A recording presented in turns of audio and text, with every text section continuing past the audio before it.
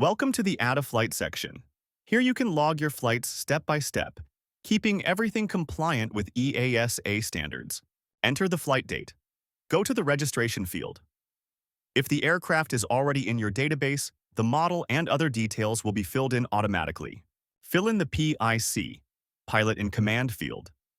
If it's a training flight, enter the instructor.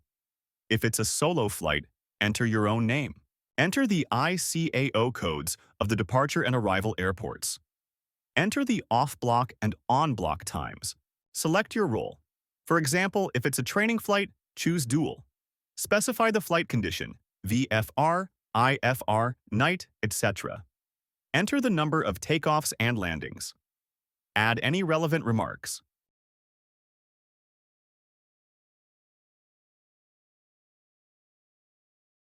Finally, click Save to record the flight in your digital logbook. The flight will now also be visible in the flight records and statistics sections, and it can be exported as a PDF from the dedicated section. If it's a simulator flight, besides selecting simulator registration, don't forget to also tick the simulator checkbox in the third column so that the flight is correctly logged as simulator time. Thank you for watching this tutorial. In the next video, we'll show you more features of the platform.